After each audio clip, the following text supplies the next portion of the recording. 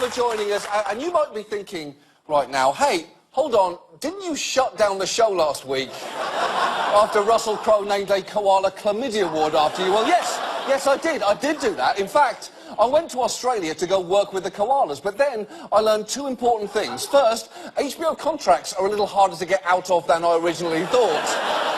And second, these horny little fuckers are not as cute as you'd expect. They are nasty, they're mean, they're not even technically bears, and all they kept asking was whether or not I knew James Corden, and I don't. I don't know him, but hear terrible things. So unfortunately for everybody, this show must continue. And we begin tonight with the Trump White House, the only home in America where the next occupant will have to ask, what's the best way to get cum stains out of Abe Lincoln's ghost? Now, yeah, we're back. It was another big week. It was another big week for the Trump administration. They got 3 American detainees out of North Korea, which was great. They pulled out of the Iran deal, which may turn out to be catastrophic. John Kelly said immigrants lack the skills to assimilate, which is ironic coming from someone with the surname Kelly. And the First Lady announced her anti-cyberbullying program, appealing to people to be kind, which was a little jarring considering this. Denials and deflections. The White House refuses to talk about a joke one employee made about John McCain's terminal illness.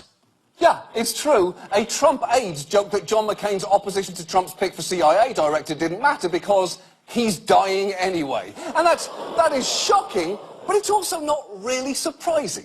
These days, Trump aide says something awful isn't really news, it's just an assumed fact. Like gravity, or the fact that young Sheldon will someday grow up and look nothing like Jim Parsons, and then all hell will break loose because the world can't handle an inconsistency like that. But tonight, let's ignore all of that and instead focus on the busy week for one person in particular, Michael Cohen, Donald Trump's personal lawyer, and a lawyer so shitty he made Trump say, I need someone good, get me Rudy Giuliani on the phone. Think about that. Think about that. Now, Cohen was already in hot water for making a payment to Stormy Daniels, a potential violation of campaign finance law, and this week the water got even hotter. Now to the legal drama swirling around President Trump's attorney and fixer, Michael Cohen, reaching a new level tonight over millions of dollars in payments and a serious allegation that Cohen was selling access to President Trump. Millions of dollars for access to Trump, which is just bizarre, because I naturally assumed that you gained access to the president by finding a golden ticket in your MAGA hat. Oh, don't fall into the river of gravy, little Charlie, or you'll never be the next owner of the racism factory.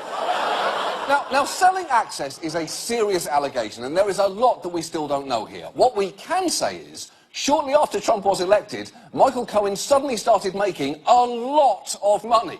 It was apparently funneled through a shell company that he created called Essential Consultants, a company for which there is no logo, and even the name arouses suspicion. For starters, this company involves Cohen, who is absolutely not essential.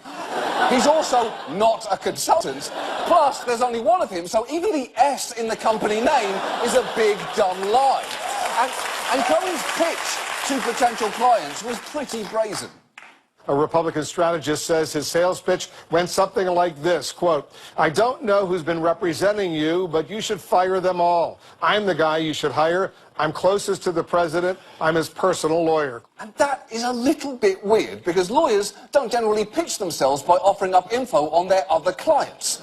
It's like a doctor saying, if you hire me, I'll tell you about all of Larry King's birthmarks. Well, first, you're not supposed to be sharing that information, and second, ew! Now, the most eye-catching business that Cohen drummed up came from Columbus Nova, an investment company linked to a Russian oligarch, which paid him $500,000. And they insist that the oligarch had nothing to do with that payment, and that they hired Cohen for his expertise. But what is Cohen an expert in exactly, other than wearing jackets that look like they should be worn by a leprechaun used car salesman? And it wasn't just Columbus Nova. Big companies with business before the Trump administration gave money to Cohen, including a defense contractor, which paid him